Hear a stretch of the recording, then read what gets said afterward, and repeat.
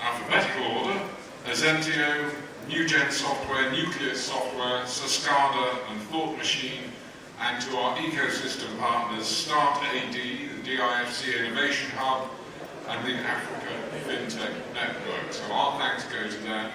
And to leave you with his final thoughts from this morning's proceedings, I'd like to welcome on stage the chairman of Cedar Group, Sanjiv, Anand.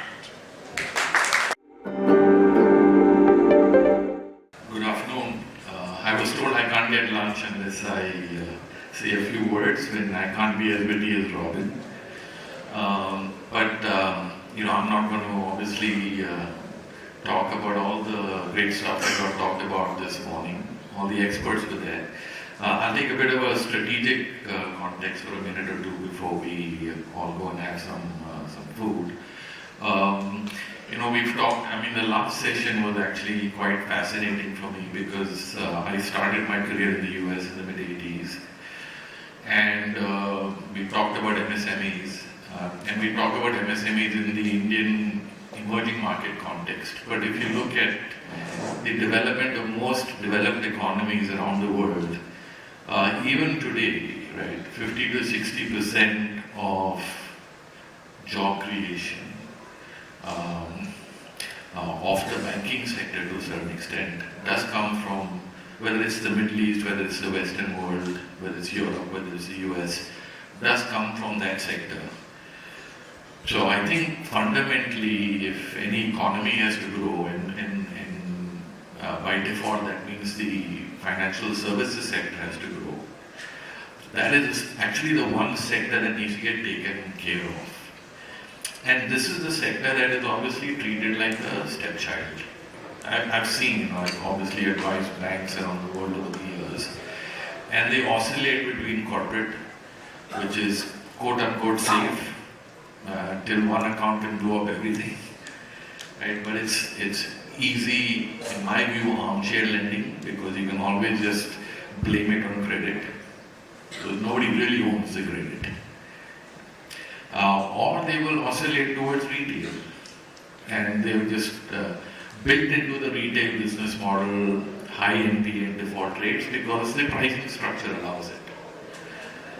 The one sector which is core, which especially emerging markets can't figure out, is MSME lending.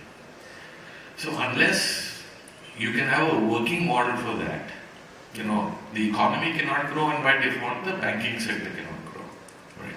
Now, if you go back in the pre-digital world, right, how did the West do it? So the US has 8,000 community banks. Our Indian equivalent is, of course, what we call the cooperative banks. I think the unfortunate reality is, of course, community banking regulations are also different than what the big banks have to do. And we all know in the Indian context that the cooperative banks, unfortunately, were not regulated in the way they should have been.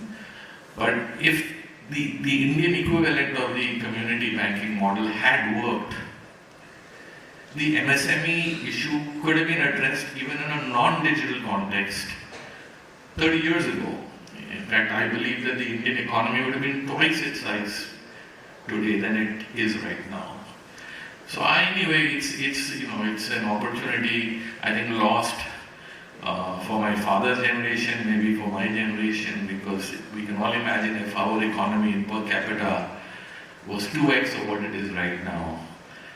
We like to keep comparing ourselves to the Chinese economy, but reality is, it's very easy to say you're the world's fourth largest economy. In fact, I was looking at data of India during independence, and we weren't too far behind in terms of being the world's top 5 economies. It's about the per capita. And that's where the fundamental challenge is. So I think that's one now. Okay, now the challenge today is, alright, we missed the boat on that. So it's a little bit like we missed the boat on landlines.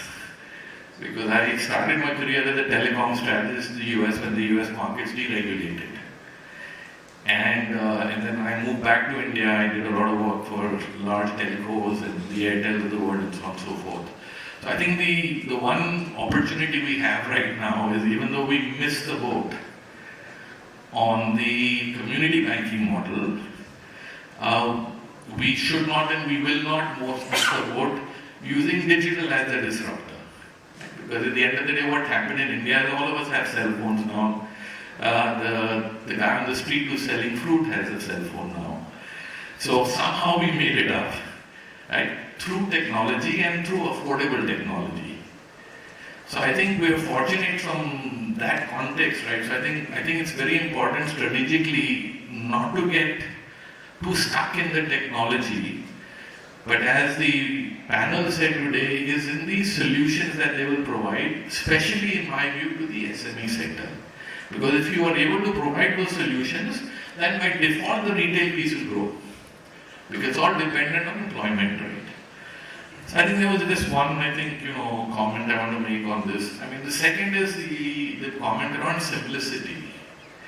And it's, as I just said, it's very easy to get caught away in the sophistication of technology and the micro-segmentation of customers and having unique solutions for each customer.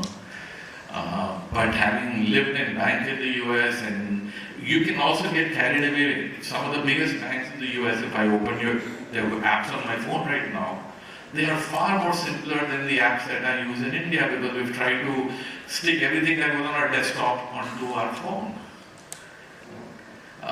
So I think no matter what you do, right, even as management consultants, when I provide solutions to clients, my focus is on the simplicity of the solution.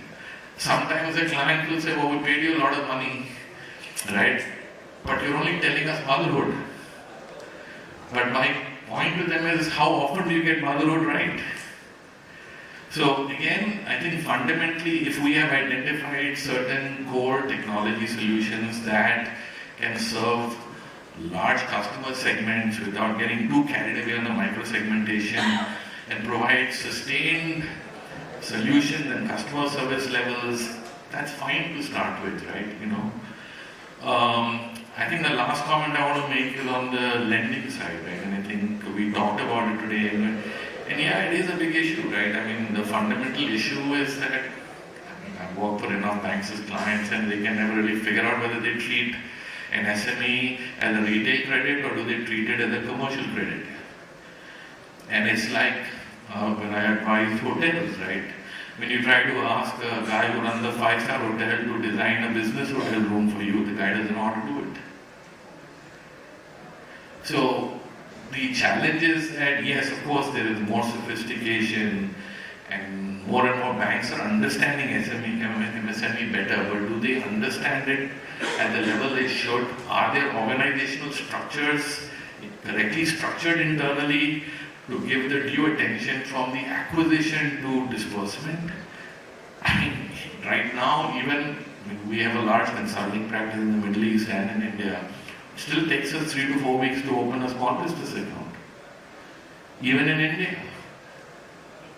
I've had board members of major banks in India who own companies who say, in spite of being a board member of a major bank, the KYC took 4 weeks.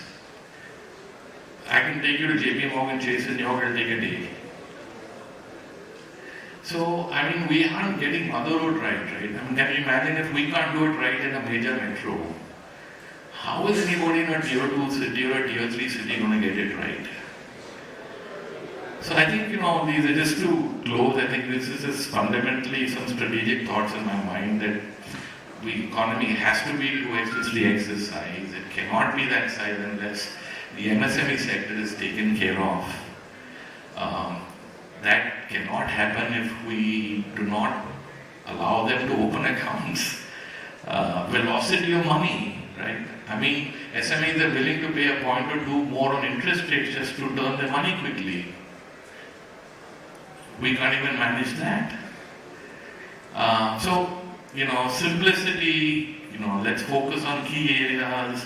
Let's not overcomplicate the technology, but I honestly, in conclusion, do believe that what I saw happen to telecom technology from 1985 when I started working as an advisor in the telecom space and where it is today, I think the same thing that digital can do to banking. But thank you all for coming today and spending the morning with us. I think we do have lunch.